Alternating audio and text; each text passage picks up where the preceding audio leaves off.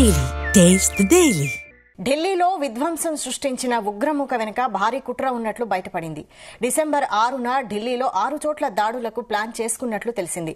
బాబ్రీ మసీద్ కూల్చివేతకు ప్రతీకారంగా ఈ స్కెచ్ వేసినట్లు భావిస్తున్నారు. 5 దశల్లో ఈ ఉగ్రముఖ ప్రణాళికలు రచించినట్లు గుర్తించారు.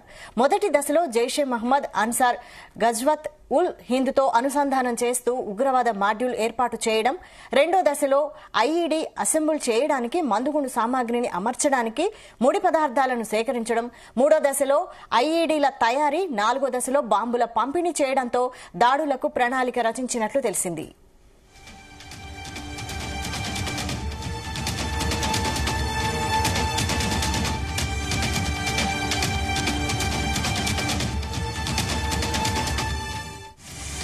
ఢిల్లీలో విధ్వంసం సృష్టించిన ఉగ్రముఖ వెనుక భారీ కుట్ర ఉన్నట్లు బయటపడింది. డిసెంబర్ 6న ఢిల్లీలో 6 చోట్ల దాడులకు ప్లాన్ చేసుకున్నట్లు తెలిసింది. బాబ్రీ మసీద్ కూల్చివేతకు ప్రతీకారంగా ఈ స్కెచ్ వేసినట్లు భావిస్తున్నారు. 5 దశల్లో ఈ ఉగ్రముఖ ప్రణాళికలు రచించినట్లు గుర్తించారు. మొదటి దశలో జైషే మహ్మద్, అన్సార్ గజ్వత్ ఉల్ హింద్తో అనుసంధానం చేస్తూ ఉగ్రవాద మాడ్యూల్ ఏర్పాటు చేయడం, రెండో దశలో ఐఈడీ అసెంబుల్ చేయడానికి మందుగుండు సామాగ్రిని అమర్చడానికి ముడి పదార్థాలను సేకరించడం, మూడో దశలో ఐఈడీల తయారీ, నాలుగో దశలో బాంబుల పంపిణీ ప్రణాళిక రచించినట్లు తెలిసింది. ఈ ప్లాన్ ఆగస్టులోనే పూర్తి చేయాలని భావించిన కార్యాచరణ జాప్యం కావడంతో డిసెంబర్ 6కు షిఫ్ట్ చేసినట్లు గుర్తించారు. మరో విషయం ఏంటంటే, ఎర్రకోట సమీపంలో ఉగ్రవాది ఉమర్ నబీ అనుమానాస్పదంగా తిరిగిన సీసీటీవీ దృశ్యాలు బయటకొచ్చాయి. దీనిపై మరిన్ని updates chief news coordinator Radhakrishna అందిస్తారు. రాధాకృష్ణ.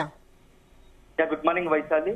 ఢిల్లీలో మొన్న సోమవారం జరిగినటువంటి కారు బ్లాస్టింగ్ కేసులో అనేకమైనటువంటి సంచలన విషయాలు వెలుగులోకి వస్తున్నాయి. విచారణలో భాగంగా మొత్తంగా కూడా ఆ పేలుల దర్యాప్తు చేస్తున్న సందర్భంలో విస్తుగొల్పే అంశాలు తెరపైకి వస్తున్నాయి.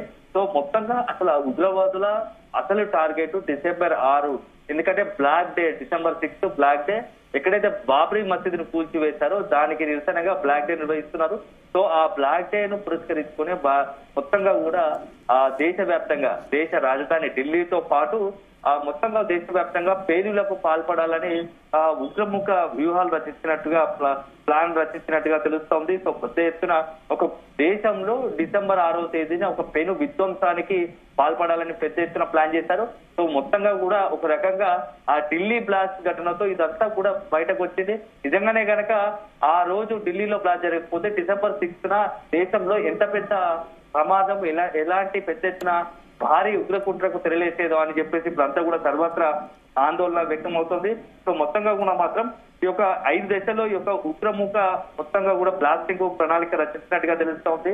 సో మొదటి దశలో జైషే మహమ్మద్, అన్సార్ గజ్వత్ ఉల్ హింద్ అనుసంధానం చేస్తూ ఉగ్రవాద మాడ్యూల్ ఏర్పాటు చేశారు. సో రెండో దశలో ఐఈడీ అసెంబుల్ చేశారు. సో మొత్తంగా కూడా ఇది ఒక ప్రీ ప్లాన్డ్ గా, పర్ఫెక్ట్ గా ఈ యొక్క దేశంలో ఒకసారి అలజడి సృష్టించాలి, భారత్ లో మరొకసారి ఉగ్ర అలజడి సృష్టించాలని చెప్పేసి మొత్తం పాకిస్తాన్ కేంద్రంగా కూడా కుట్ర పాల్పడినట్టుగా తెలుస్తోంది. సో మొత్తంగా యొక్క నిన్న ఏదైతే విచారణలో భాగంగా ఈ విషయాలన్నీ తెరపైకి వస్తున్నాయి. ఉమర్ నబీ ఎవరైతే ఉన్నారో ఢిల్లీ బ్లాస్టింగ్ సంబంధించి కీలకంగా ఉన్న సూత్రధారి ఉగ్రవాదిగా ఉన్న ఢిల్లీ ఉమర్ నబీ సంబంధించి విచారణలో భాగంగా ఇప్పటికే అనేక మంది మాడ్యూల్స్, పలువురిని అనుమానిత వ్యక్తులను కూడా అదుపులోకి తీసుకున్నారు. ఆ అనుమతులు తీసుకున్న వ్యక్తులను విచారిస్తుండగా అనేక అంశాలు తెరపైకి వస్తున్నాయి. సో దాంట్లో భాగంగా షాహీన్ అనే ఒక ఉగ్రవాదిని ఇప్పుడు అదుపులో తీసుకుని విచారిస్తుండగా ఈ విషయం బయటపడ్డట్టుగా తెలుస్తోంది. అసలు టార్గెట్ డిసెంబర్ 6, కానీ కొంత డిసెంబర్ 6కి సంబంధించి మొత్తంగా కూడా ఆ ప్రణాళికలు రచిస్తున్న క్రమంలో అనుమానాస్పద కదలికలు ఉండడంతో హర్యానాలో 2900 కిలోగ్రాములకు సంబంధించినటువంటి పెద్ద ఎత్తున అమోనియం నైట్రేట్ పేలుడు పదార్థాన్ని స్వాధీనం చేసుకున్నారు. సో అప్పటి నుంచి ఆ విచారణ వేగవంతం చేయగా ఈ విషయాలు వెలుగులోకి వస్తున్నాయి. సో మొత్తంగా మాత్రం ఒక పెను విధ్వంసానికి కారణమవ్వాలనుకున్నటువంటి ఈ యొక్క ఉగ్రముఖల ఆటలు కట్టించినట్టయింది. కానీ దురదృష్టవశాత్తు ఢిల్లీలో కారు బ్లాస్ట్ తో మాత్రం 12 మంది మృతి చెంది పదుల సంఖ్యలో గాయపడి చికిత్స పొందుతున్నారు. సో ఒక దుర్ఘటన జరగడం చాలా బాధాకరమని అంతా కూడా ఇటు దేశ ప్రధానితో మొదలు మొత్తం భారత పౌరులందరూ కూడా దానికి అందిస్తున్నారు. సో మొత్తానికైతే మరొకసారి ఆపరేషన్ సింధూర్ తర్వాత మొత్తంగా కూడా పాకిస్తాన్ ప్రేరేపిత ఉగ్రముఖలన్నీ కూడా భారత్ లో ఏదో రకంగా అలజడి సృష్టించాలి, విధ్వంసం సృష్టించాలనే ఒక వ్యూహంతో అనేక పావులు కలుస్తున్నారు.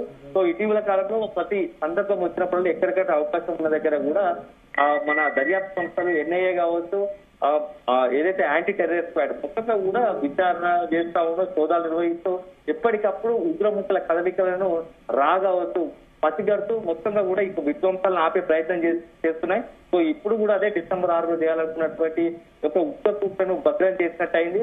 సో మొత్తానికైతే ఇటీవల కాలంలో ఆపరేషన్ సింధూర్ తర్వాత అక్కడ ఉన్నటువంటి జైషే మహమ్మద్ తో పాటు అనేక కీలక ప్రపంచ వ్యాప్తంగా అంటే అంతర్జాతీయంగా పేరుగాంచినటువంటి తీవ్రవాద సంస్థలు పాకిస్తాన్ లో ఉన్నటువంటి వాటన్ని షెల్టర్స్ మొత్తం కూడా ఆపరేషన్ సింధూర్ లో భాగంగా విధ్వంసం చేశారు. అయినప్పటికీ ఇంకా పాకిస్తాన్ కావచ్చు, పాకిస్తాన్ ప్రేరేపిత ఉగ్రవాద సంస్థల తీరు మాత్రం మారలేదు.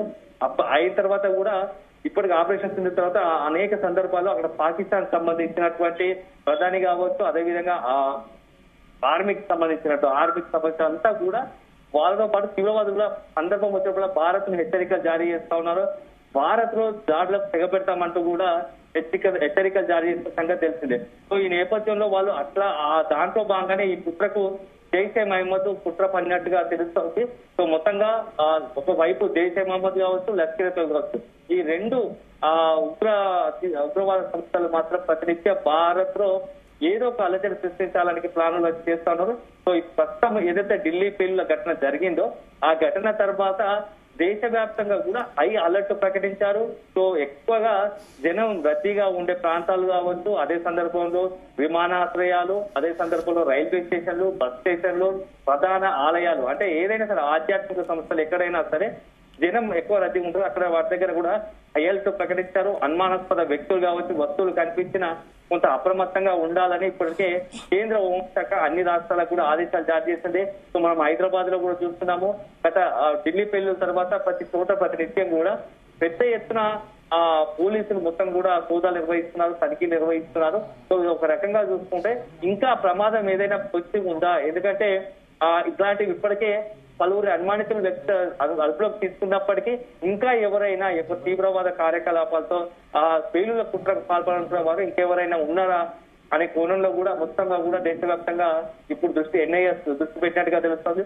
సో మొత్తంగా కూడా ఢిల్లీ పేలుల ఘటన తర్వాత సుమారు దశాబ్దాన్నర కాలం తర్వాత కేంద్రంలో బీజేపీ అధికారులకు వచ్చిన తర్వాత జమ్మూ కాశ్మీర్ మినహా ఎక్కడ కూడా ఈ యొక్క ఉగ్ర దాడులకు పాల్పడిన పరిస్థితి లేదు. కానీ తొలిసారి ఇప్పుడు ఢిల్లీలో సోమవారం రోజు ఒక పేలుడు జరిగింది. సో దీని అంతా కూడా మొత్తం చాలా సీరియస్ గా తీసుకుంటుంది.